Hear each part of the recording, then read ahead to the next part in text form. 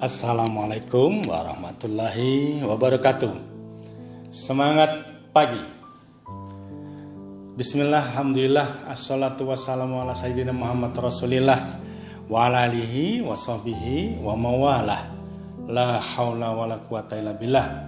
Mari selalu ringan hati, ikhlas lisan, melafalkan tahmid hamdalah, bersyukur kepada Allah yang Maha Kuasa atas segala kesempatan yang diberikan hingga hari ini.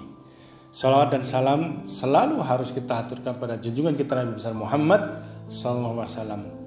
Di hari Jumat yang berkah ini, doa juga tidak pernah saya tinggalkan untuk kepada kita semua agar kebahagiaan dunia akhirat bisa kita nikmati bersama-sama hingga kapan saatnya.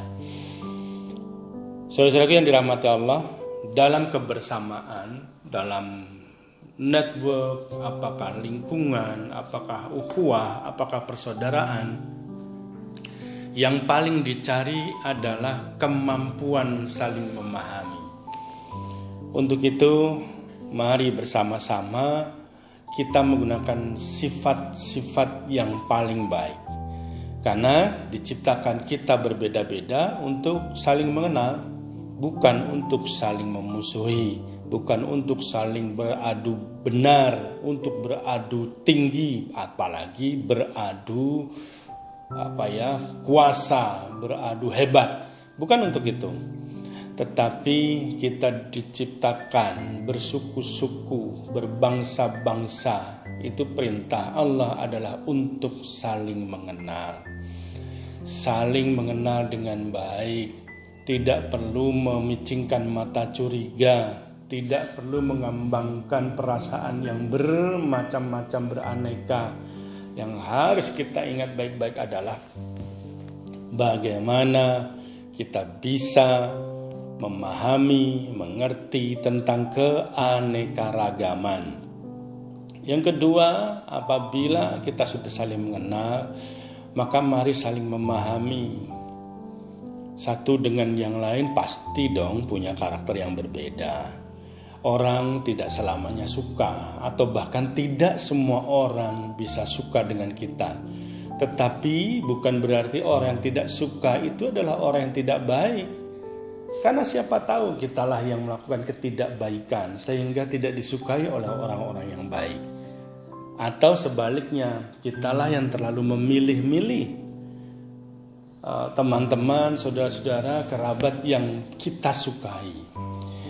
Sahabatku yang dirahmati Allah, betapa banyak dalam satu perhelatan, satu perkumpulan, satu organisasi misalnya, yang mengaku bahwa dia akan kompak, dia akan selalu berunding.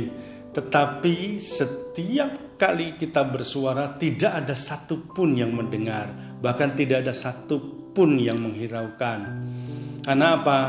Mungkin yang bersangkutan dirasa terlalu tua, atau yang bersangkutan dirasa terlalu aneh, atau yang bersangkutan dirasa terlalu tidak mengerti, karena mereka sudah maju duluan, lalu tiba-tiba digabungkan dengan orang-orang yang dalam tanda kutip kurang mengerti. Yang seperti ini, saudara-saudara yang dirahmati Allah, ini bukan tujuan orang digabungkan, orang disatukan. Karena apa? Apapun cara untuk merendahkan orang dengan bersekutu, berkelompok, tidak memahami, maka itu adalah biang malapetaka yang bisa jadi justru akan menimpa kita sendiri.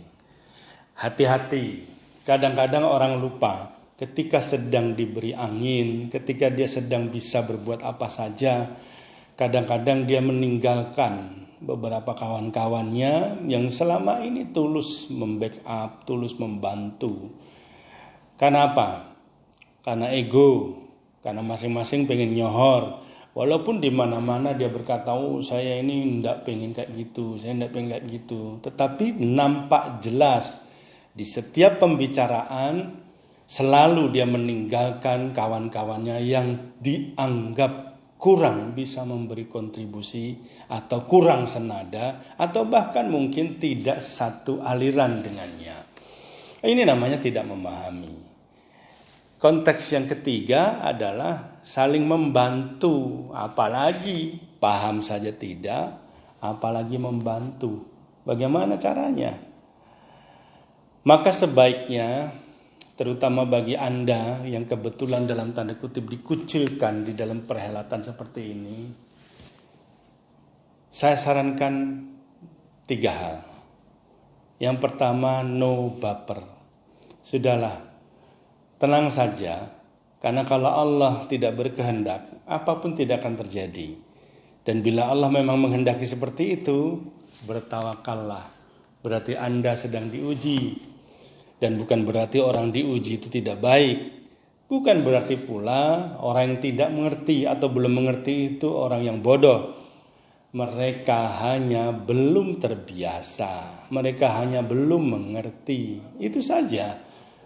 Nih, maka jangan terlalu bawa perasaan. Ikhlaskan saja. Apalagi kalau Anda tahu bahwa mereka, orang-orang yang melakukan pengucilan terhadap Anda itu adalah orang-orang yang dalam tanda kutip sebetulnya juga orang-orang yang tidak tahu apa yang sebenarnya terjadi di hadapan mereka. Bersimpatilah, kasihanlah, karena dengan begitu Anda akan baik-baik saja. Yang kedua, no over. Jangan bereaksi berlebihan. Apabila sedang dipercaya, jangan lantas seperti di atas angin. Jangan sombong, hati-hati. Sekarang modelnya banyak, merendahkan diri untuk meningkatkan kualitas. Dan kayak begini ini terbaca dengan jelas. Maka yang seperti ini pun akan membawa dampak tidak baik di dalam bekerja sama, di dalam silaturahim, di dalam ukhuwah.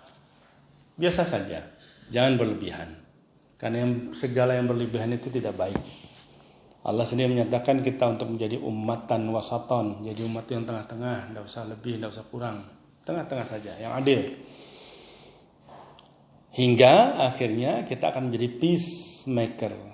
Orang yang tidak suka baper, orang yang tidak suka over, itu biasanya orang yang bisa menciptakan kedamaian di antara saudara-saudaranya.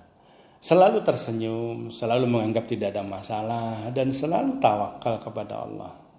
Serahkan semuanya pada Allah. Maka hidup akan ringan tanpa beban. Do the best, got the rest. Lakukan yang terbaik, sisanya serahkan kepada Allah. Jaga iman, jaga imun, jaga aman. Terima kasih. Assalamualaikum warahmatullahi wabarakatuh.